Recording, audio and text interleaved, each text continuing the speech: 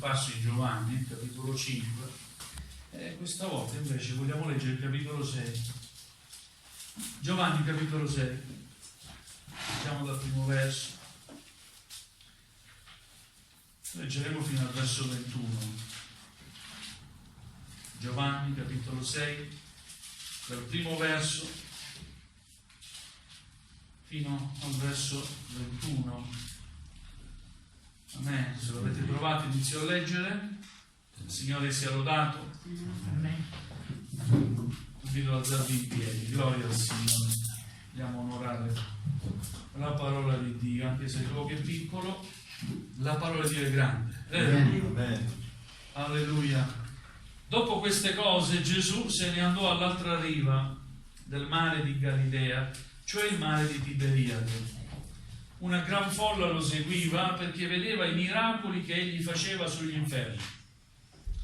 Ma Gesù salì sul monte e là si pose a sedere con i suoi discepoli. Or la Pasqua, la festa dei Giudei, era vicina.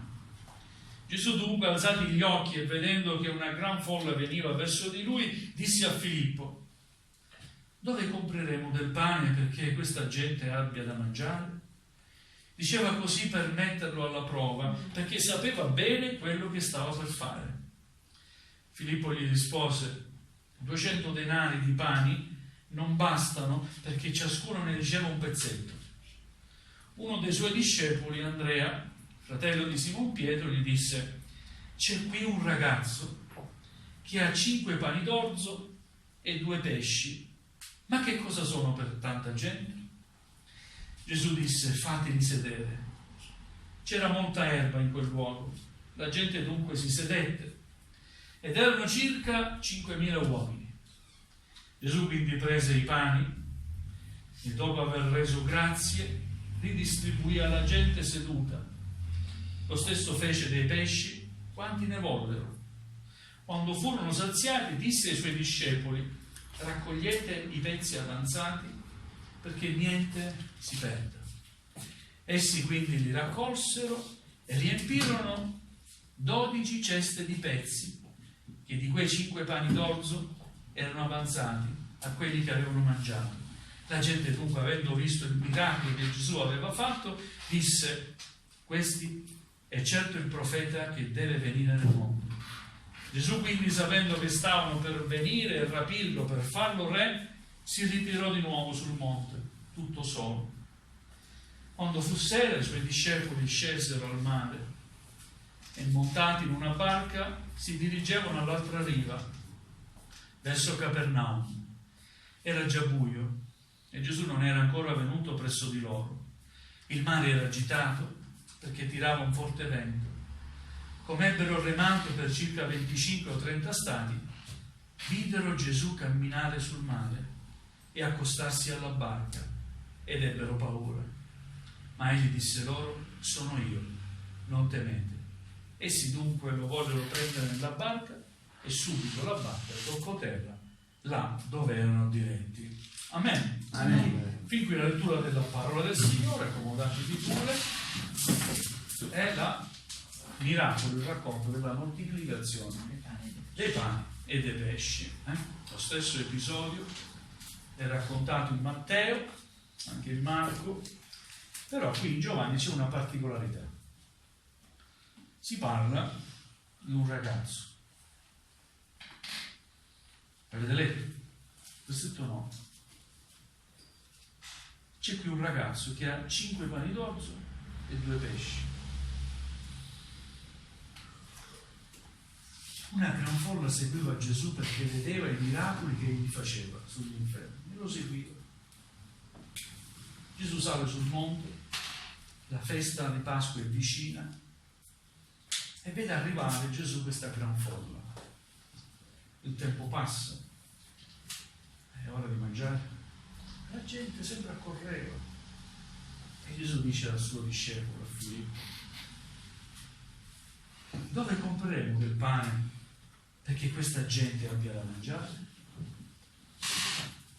Diceva così per metterlo alla prova. Volle mettere alla prova il suo discepolo. come risponde questo suo discepolo? Filippo gli dice: Signore, 200 denari di pane, che era una gran somma, non bastano perché qualcuno riceva almeno un pezzetto da mangiare.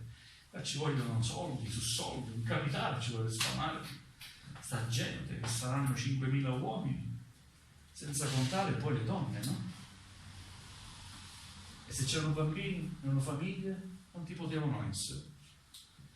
La scrittura ci dà un'idea: 5.000 uomini, erano molti di più, considerando donne, bambini, famiglie, no? Ma cosa si può fare? L'altro discepolo dice: guarda, c'è un ragazzo qui, giusto c'è un ragazzo che ha qualcosa da mangiare, ha 5 pani e 2 pesci. Ma che cosa sono per tanta gente? E tante volte sottovalutiamo i ragazzi, sottovalutiamo la giovane età. Dio vuole usarsi anche dei ragazzi. Amen. Quel ragazzo fu strumento di benedizione per quella foto. Quello che aveva era poco. Guarda caso aveva 5 pani e 2 pesci. Ma era lì. Come si trovasse lì, non lo so. Però quel ragazzo era lì e i discepoli lo avevano trovato. Facciamo in modo che i nostri ragazzi si trovino nel posto giusto sempre. Amen. Amen? Amen. A me dispiace a volte quando, nonostante quello che insegno di portare i figli in chiesa, molti invece tutto il contrario, no? Uscendo dalla chiesa stamattina vedo un ragazzo, i genitori, tra virgolette, convertiti, e il ragazzo era là. Invece di stare lì seduto senza fare niente, se entrava in chiesa ascoltava la parola del Signore. Amen? E io osservo e mi dispiace, perché mi rendo conto che quando si ascolta, da un lato entra e dall'altro esce, nonostante gli insegnamenti, nonostante la parola del Signore. Noi chissà perché facciamo sempre di testa nostra. Il Signore si può usare di chiunque. Amen. Persino di un ragazzo, di una ragazza, di un giovane. Lasciamo che il Signore si riveli e si faccia conoscere anche dai nostri giovani. Amen. In qualche modo i discepoli, Gesù, chiunque seguiva Gesù, quei discepoli che erano intimi, permisero a quel ragazzo di andare con loro. Si trovava lì e in qualche modo fu utile, tra virgolette, no? Perché il Signore ha potuto iniziare qualcosa da qualcosa di molto poco. Da poco il Signore è capace di iniziare qualcosa che può essere grande. Fate accomodare la gente. Si sedettero, c'era molta erba. Gesù prese quei pani, quei pesci, benedisse quel cibo. Date da mangiare. Tutti furono saziati. Leggo bene. Avete letto anche voi? Tutti furono saziati. Quando tutti furono saziati, disse ai suoi discepoli: raccogliete i pezzi avanzati. Sapete perché? Perché Dio non dà mai meno di quello che abbiamo di bisogno, oppure da tanto quanto hai di bisogno. Il Signore è generoso. Amen. E dà molto e molto di più. Amen. Alleluia. Quindi quando furono saziati, disse ai suoi discepoli: raccogliete i pezzi avanzati. Era già sicuro il Signore, c'era ancora avanzo di cibo, fate che niente si perda.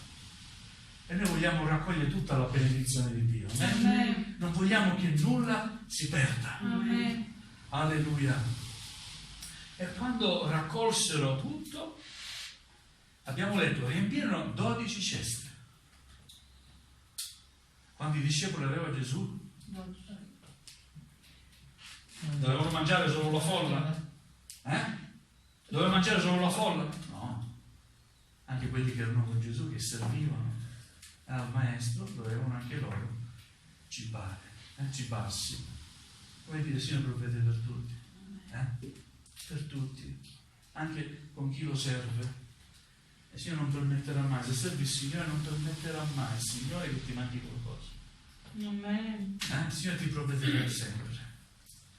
Come faccio, Signore? Una volta da ragazzo mi ricordo, non lo posso mai dimenticare. Io non lavoravo, ero disoccupato. E dovevo sostituire un pastore per andare a Gela. Il mio pastore disse: ci vai a sostituire il fratello Giambra all'epoca. Così io già dissi sì, ma ero preoccupato. Dissi: non mi sorgerà, come faccio ad andare? Signore, provvedi tu. Sapete come ha provveduto il Signore? C'era un fratellino che era di Catania, ti faccio compagnia io, ti accompagno io. Ma grazie. Il fratello di Gabriele, Emanuele, che mia moglie conosce. E tutti e due fratelli, eravamo in tre, siamo andati a Gela, mi hanno accompagnato, il fratello lavorava, era militare. Vede il Signore provvede. Amen. Noi ci preoccupiamo, che facciamo? Vuoi servire? Io provvedo. Amen. Gloria al Signore. Quindi vedete, anche quei discepoli hanno mangiato. E ogni discepolo ha avuto una cesta piena. Una cesta piena non è solo per uno. Quei discepoli c'era anche chi era sposato. Pietro, per esempio, era sposato. Ha portato a casa una bella cesta di pani e di pesci. È entrato a casa e l'ha detto alla moglie: questo me l'ha provveduto il nostro Signore. Mangiamo. Amen. Alleluia, il Signore è buono. Amen. Amen. Alleluia. Dopo questo miracolo, cosa succede? La gente parla. Oh, certamente questo è il profeta che doveva venire nel mondo. Il profeta.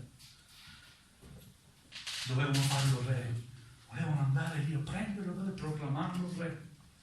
Non era in questo modo che Gesù doveva essere proclamato re. Quindi sfugge alla gente, sale, rimane solo, e i discepoli poi scendono a mare, vanno all'altra riva, verso Capernaum, si fa buio, si mettono a remare, vento contrario, tempesta, ma gloria a Dio, mentre stanno remando, vedono Gesù che cammina sul mare. Gloria al Signore. Vedete come il Signore dimostra sempre la sua gloria. Amen. Prima aveva dimostrato la sua gloria, la sua potenza. Quel tempo era passato, ma ancora c'era bisogno di Lui. Finché avrai bisogno, il Signore ci sarà sempre. Amen. Amen. Alleluia. Pensate ai discepoli, tutti soli a remare, buio, senza luce, ma gloria a Dio, il Signore cammina sul mare. Alleluia, a dimostrazione che Egli è il Creatore. Amen. È al di sopra di ogni legge fisica. Amen.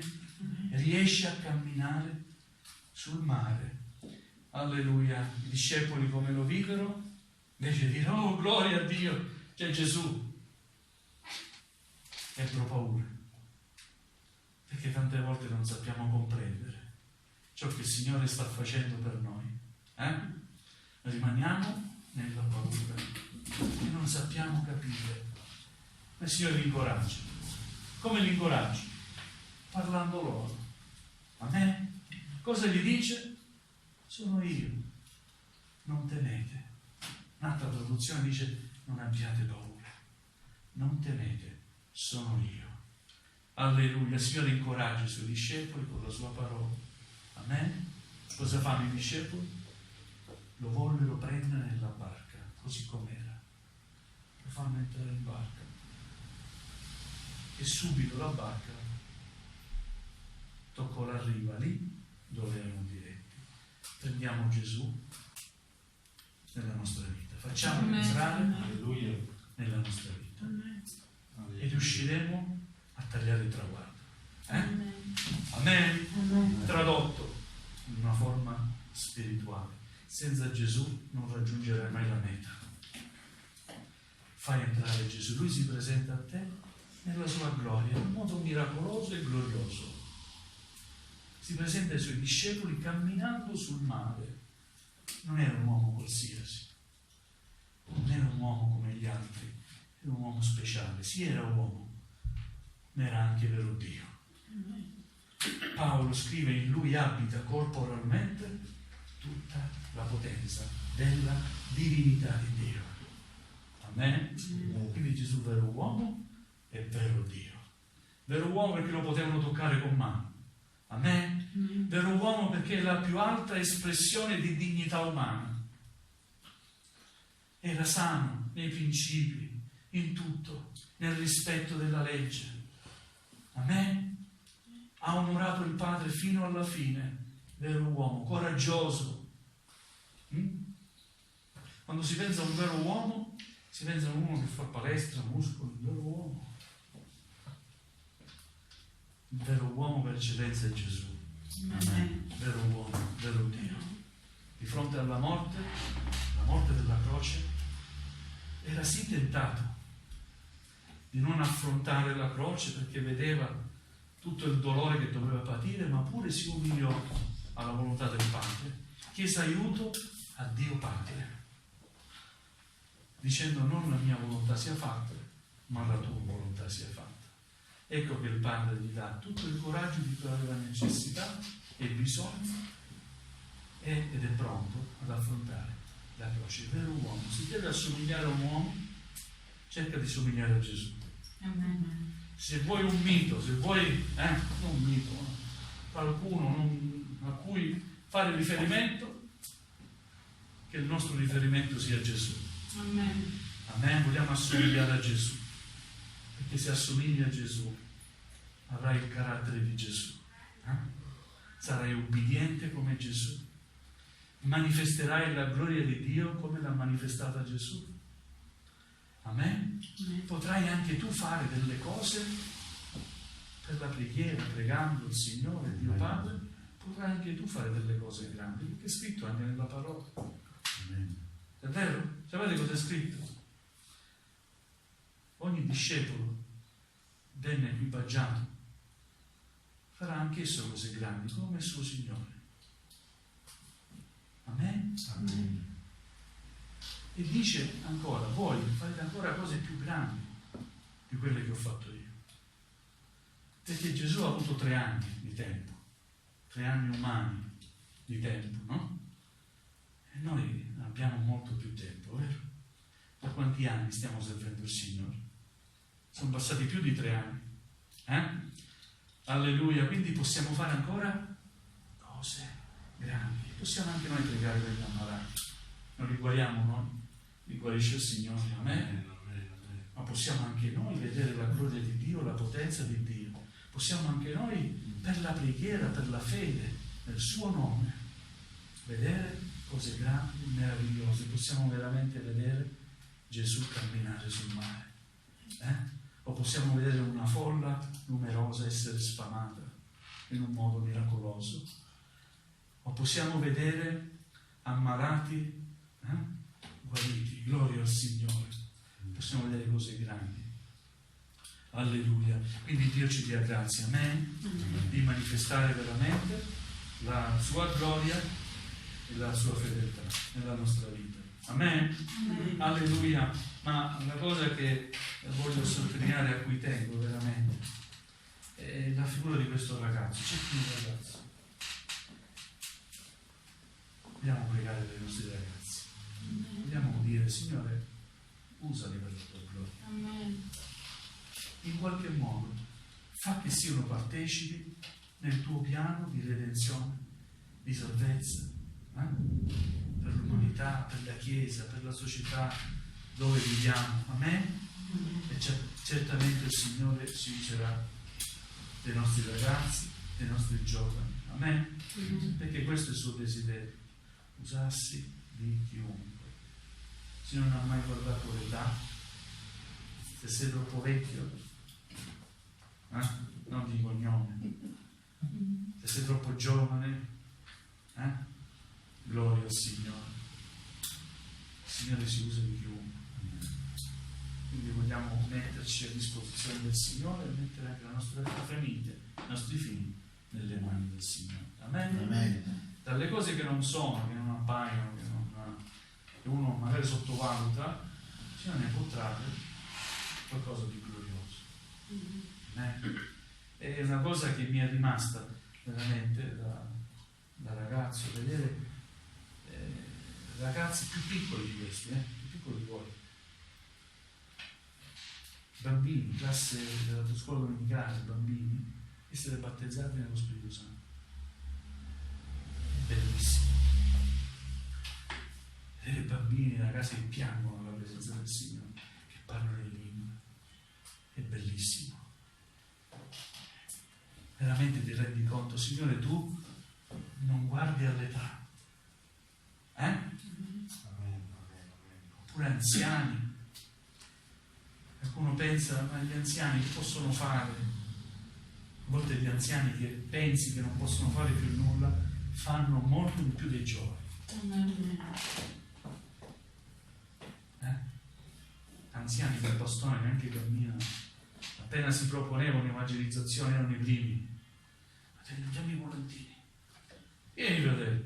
Allora andavano lontano, andavano vicino a una chiesa a evangelizzare, ma pure si muovevano. Amen. Amen. Che bello vedere l'opera di Dio muoversi in ognuno. Il Signore vuole muoversi in ognuno di noi. Lo Spirito Santo vuole muoversi nella sua Chiesa e vuole che la sua Chiesa non sia statica, ferma, ma sia viva nello Spirito.